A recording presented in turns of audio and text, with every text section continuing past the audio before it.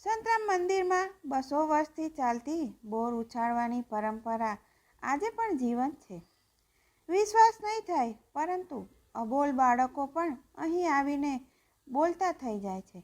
જાણો શું છે આ પરંપરા. નડિયાદનું સંતરામ મંદિર, જ્યાં પોષી પૂનમના નિમિત્તે શ્રદ્ધાળુઓ દ્વારા પોતાના અબોલ બાળકોના બોલતા થઈ જવા પર માનતા રૂપે બોર ઉછાળે છે. અને મંદિરમાં બોર ઉછામણીનું એક વિશેષ મહત્વ છે. આખો દિવસ શ્રદ્ધાળુઓનો અવિરત પ્રવાહ ચાલુ જ રહે છે. જય મહારાજના નાદ સાથે મંદિર ગુંજી ઉઠે છે અને હજારો મણ બોર ઉછળે છે.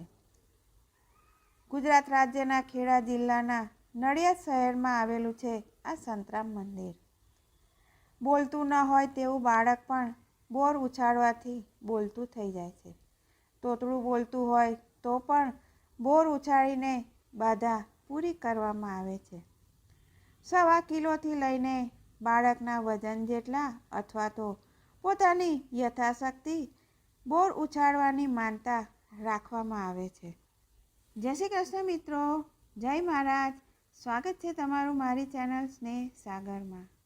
જો આ માહિતી પસંદ આવે તો લાઈક, શેર અને સબસ્ક્રાઈબ કરશો. અને જો તમને આ બોર ઉછાળવાથી ફાયદો થાય તો કોમેન્ટ બોક્સમાં કોમેન્ટ જરૂર કરજો. સંતરામ મંદિરની એક સેવા બહુ જ સરાહનીય છે, જે છે આંખની હોસ્પિટલમાં દરેક વ્યક્તિને મોતિયાનું ઓપરેશન ફ્રીમાં કરાવી આપે છે. અમીર હોય કે ગરીબ, કોઈ પણ ત્યાં ફ્રીમાં મોતિયાનું ઓપરેશન કરાવી શકે છે. તથા ત્યાં બહાર ગામથી આવતા લોકો માટે રહેવા અને જમવાની પણ સુવિધા છે. તો જરૂરિયાતમંદ લોકો આ સેવાનો જરૂર લાભ લેવો.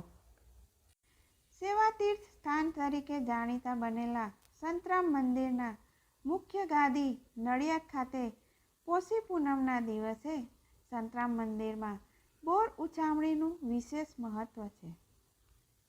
પોતાનું બાળક બોલતું ન હોય કે તોતળું બોલતું હોય તો તે માટે શ્રદ્ધાળુઓ માનતા રાખે છે અને પોષી પૂનમના દિવસે મંદિર પ્રાંગણમાં બોરની ઉછામણી કરે છે.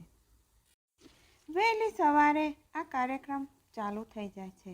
આ પરંપરા 200 વર્ષો ઉપરાંતથી પણ ચાલી આવી છે.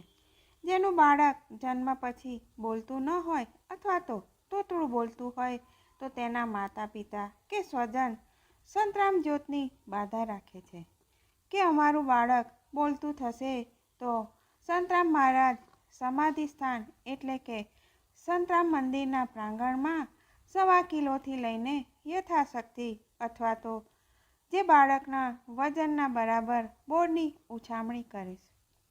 આ બોરની ઉછામણીનો પ્રસાદ ઝીલવા માટે પણ શ્રદ્ધાળુઓની ભારે ભીડ જોવા મળે છે. આ પ્રસાદીના બોર ગ્રહણ કરીને ભક્તો ધન્યતાનો અનુભવ કરે છે. આવો જાણીએ આ પરંપરા કેવી રીતે શરૂ થઈ.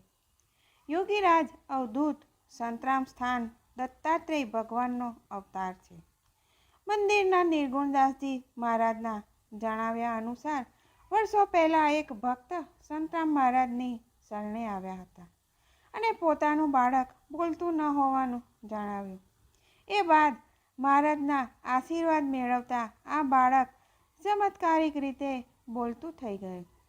એ સમયે મહારાજે એમને કહ્યું હતું કે તમારા ખેતરમાં જે પણ પાક થયો હોય એ પાક તમે સંતરામ મહારાજને પ્રસાદીના રૂપમાં ધરાવજો. એ સમયે ભક્તના ખેતરમાં બોર થયા હતા અને મહારાજના કહેવાથી ભક્તે પોતાના ખેતરના બોર લાવીને માનતા રૂપે ઉછાળ્યા હતા. ત્યારથી જ આ પરંપરા ચાલુ થઈ. આ પરંપરા મુજબ હજારો શ્રદ્ધાળુઓ આ દિવસે અહીં પોતાનું બાળક બોલતું થાય એ શ્રદ્ધા સાથે બોરની ઉછામણી કરે છે અને સંતરામ મંદિરના દર્શન કરીને માનતા પૂરી કરે છે. શ્રદ્ધાપૂર્વક બોર ઉછામણી કરવામાં આવે તો અવશ્ય તમારું બાળક બોલતું થાય છે એવી મનમાં શ્રદ્ધા રાખી અને સંતરામ મંદિરના લોકો દર્શન કરવા માટે શ્રદ્ધાળુઓ શ્રદ્ધાથી આવે છે.